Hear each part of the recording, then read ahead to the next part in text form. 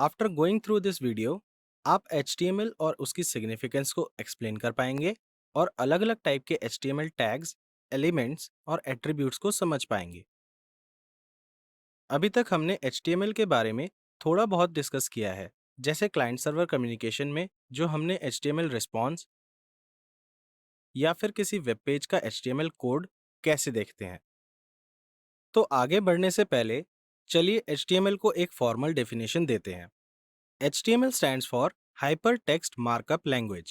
Markup language human readable होती है, जिसका मतलब है कि उसमें टिपिकल प्रोग्रामिंग सिंटैक्स की जगह स्टैंडर्ड वर्ड्स होते हैं। HTML को यूज करके हम वेब पेजेस क्रिएट कर सकते हैं। वेब पेज पे हमें जो भी टेक्स्ट कंटेंट दिखाना है, हम उसे HTML की हेल्प से लिखते हैं। और स्टाइलिंग के लिए, दैट इज जो लुक एंड फील पार्ट होता है किसी वेब पेज का, जिसमें कलर्स, साइजेस, स्पेसिंग्स इंक्लूड होती हैं, इन्हें हम CSS की हेल्प से स्टाइल करते हैं और इसे हम नेक्स्ट मॉड्यूल में कवर करेंगे। चलिए इस HTML कोड को देखते हैं और इससे एसोसिएटेड वेरियस टर्म्स को समझते हैं। इन एंगल ब्रैकेट्स के अंदर जो भी होता है वो HTML टैग्स होते हैं। यहाँ पर इस कोड में आप देख सकते हैं कि ये सब जो हाइलाइटेड है वो HTML टैग्स हैं, जैसे HTML head, title, body, H1, paragraph and so on. HTML tags usually pairs में होते हैं, मतलब उनमें एक ओपनिंग टैग और एक क्लोजिंग टैग होता है। फॉर एग्जाम्पल, इस H1 HTML टैग से हम मेन हेडिंग को डिफाइन करते हैं। यहाँ आप एक ओपनिंग और एक क्लोजिंग टैग देख सकते हैं। क्लोजिंग टैग्स हमेशा फॉरवर्ड स्लैश से स्टार्ट होते हैं और ओपनिंग और क्लोजिंग HTML टैग के बीच में जो भी होता है उसे कंटेंट कहते हैं। यहाँ पर this is the heading content है। कुछ ऐसे टैग्स भी होते हैं जिनमें कोई कंटेंट नहीं हो सकता। फॉर एग्जाम्पल, आप इस HR टैग को देखिए, इससे हम हॉरिजॉन्टल लाइन बनाते हैं।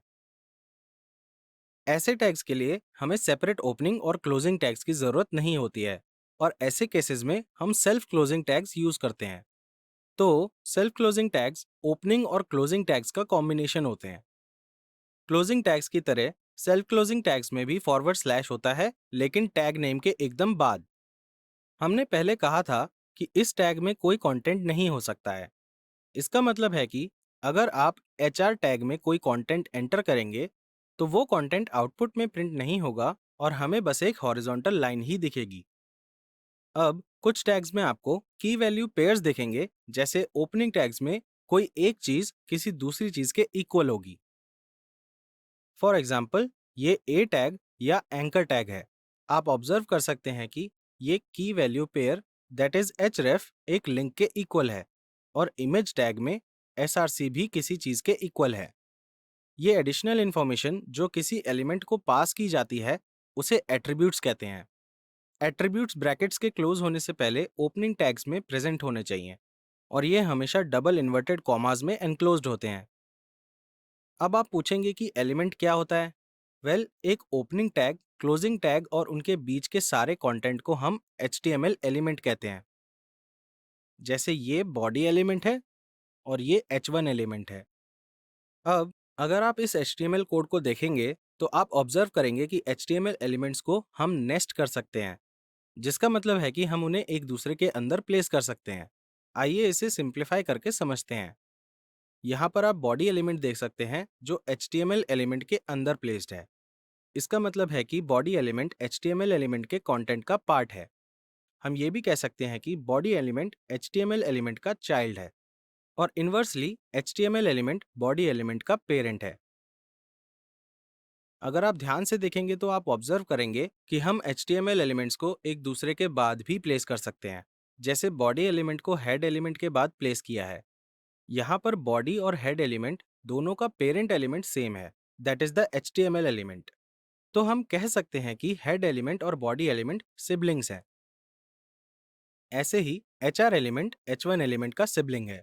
ऑल्सो आप याद रखिए कि HTML एलिमेंट्स की ओवरलैपिंग नहीं हो सकती है। इसका मतलब है कि अगर कोई एलिमेंट किसी दूसरे एलिमेंट के अंदर स्टार्ट होता है तो उसे पेरेंट एलिमेंट से पहले क्लोज होना पड़ेगा।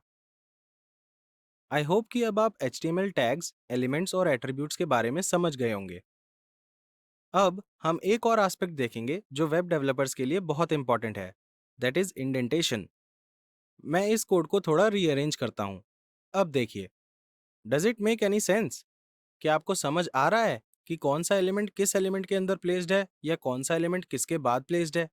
No, right? So here comes indentation to the rescue. Indentation code लिखने का एक तरीका है जिससे आप एक प्रॉपर प्रोग्राम स्ट्रक्चर कन्वे कर सकते हैं। इसका मतलब है कि इसमें हम हर लाइन से पहले कुछ लीडिंग स्पेसेस ऐड करेंगे, जिससे हम बिना पढ़े सिर्फ देखकर ही प्रोग्राम स्ट्रक्चर समझ जाएंगे। अब हम इंडेंटेशन को यूज करके कोड को स्ट्रक्चर्ड और रीडेबल कैसे बनाते हैं, ये हम नेक्स्ट वीडियो में देखेंगे। So stay